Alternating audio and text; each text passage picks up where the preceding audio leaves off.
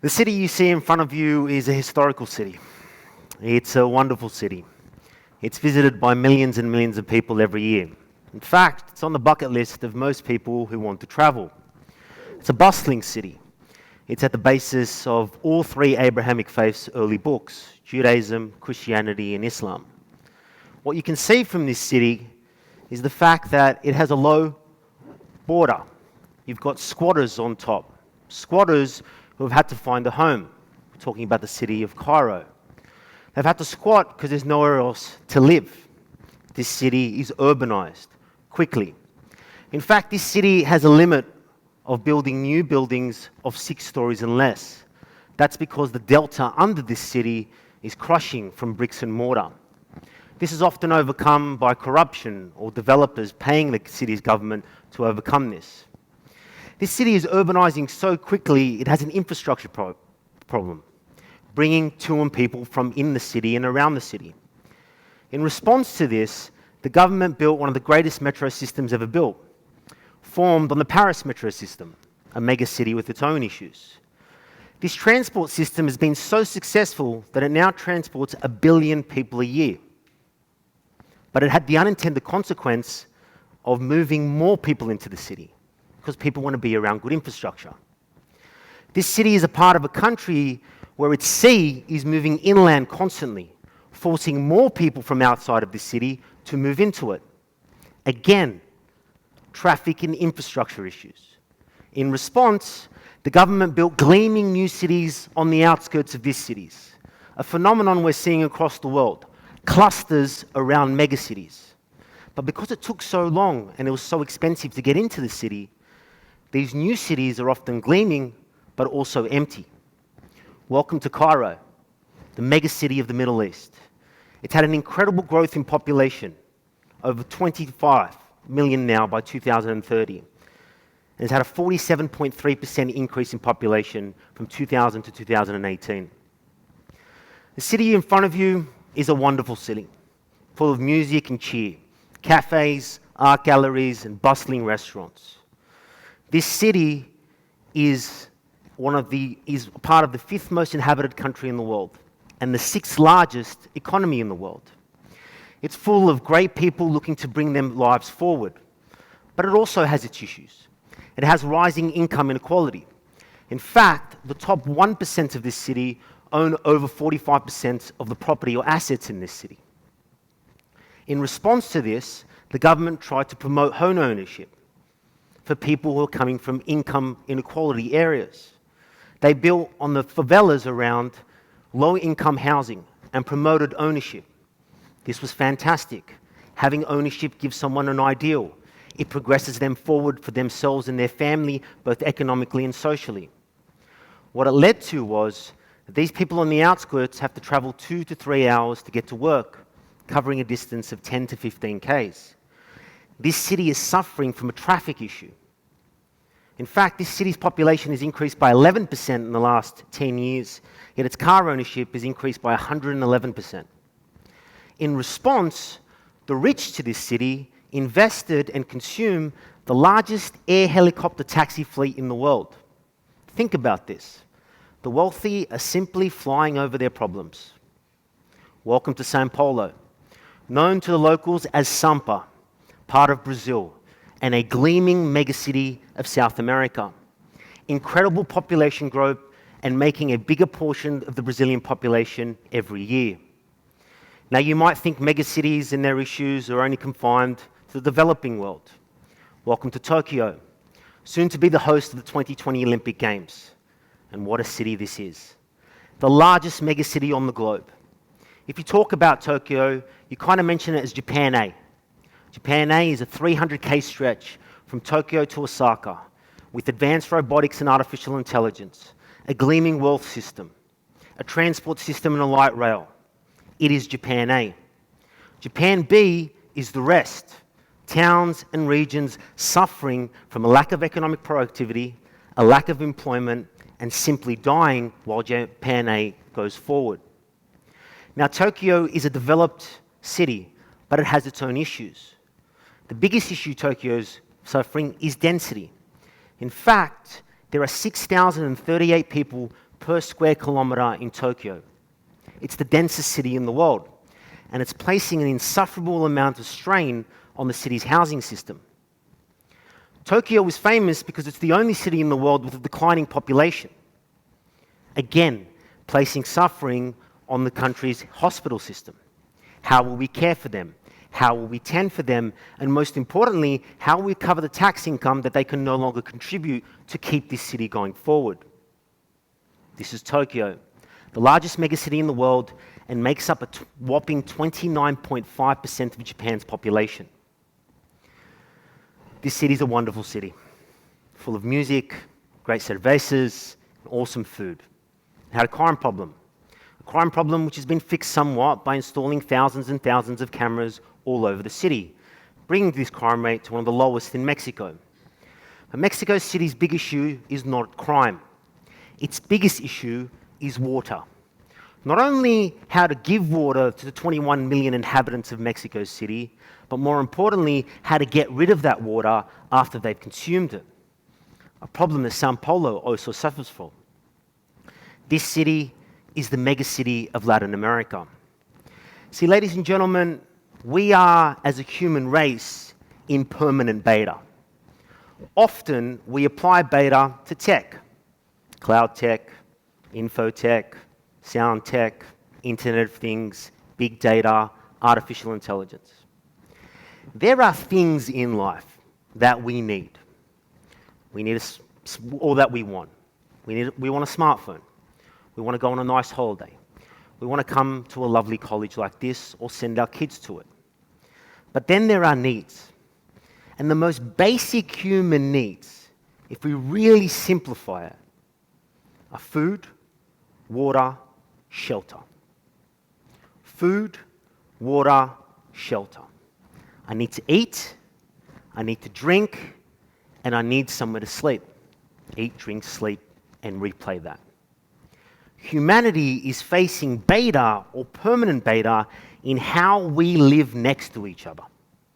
Correction, how we live on top of each other. See, one of the greatest megatrends that is occurring across the globe is we are urbanizing quicker and quicker. We're not living apart, we're choosing to live on top of each other. Not because we necessarily want to, but because we need to. See, the best jobs, the best transport lines, the best area for you to bring yourself forward economically and socially for your family is now in the cities or in nodes outside of these megacities. We are clustering. Tech was supposed to split us apart.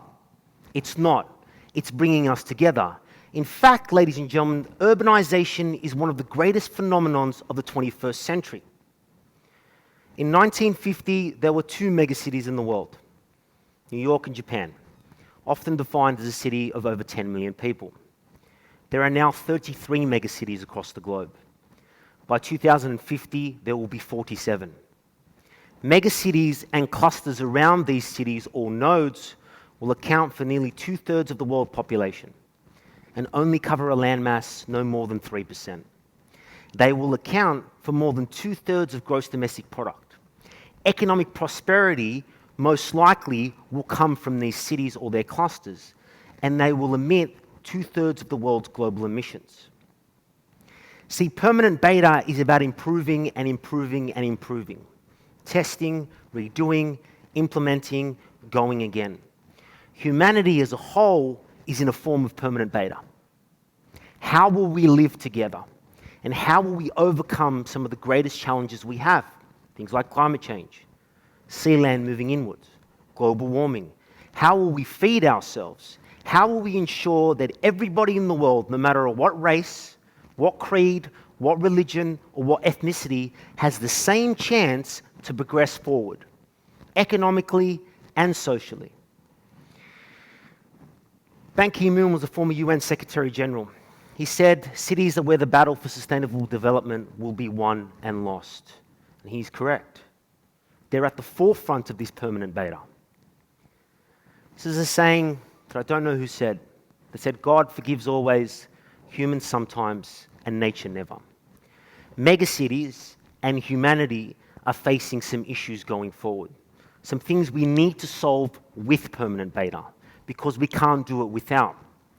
One of the biggest issues we're facing as a human race, and in these clusters of megacities, is water. Not only providing water so that we can eat, drink, and sleep, and thirst, but also getting rid of that water. A problem faced by São Paulo and Mexico City. Not only do we need people to consume, we need to work out how to get it out once it's done. Not only is water the biggest issues, but megacities and humanity as a whole face others. Economics is a big one. The rich are getting richer, and the poor are getting poorer. We thought capitalism was going to bring economic equality. It's now doing the reverse. We're seeing that not only in the developing world, but the developed world also. What we're also seeing in terms of income inequality are slums versus gated communities within the one city. Then there's the environmental concerns. How much will we emit? How will we provide clean energy? What will we do to ensure that we do have a megacity to live in 20, 30, or 40, or 50 years? And then there's the social impact. How do we ensure everybody's got the same chance as everybody else, everybody gets the right education, and everybody gets the ability to enjoy what is a great megacity? And finally, infrastructure. When we're on top of each other, how do we get around? How do we transport ourselves so that we're able to go to jobs, so that we're able to progress our lives? What megacities also present, ladies and gentlemen, is a value concentration, something I know as an investor.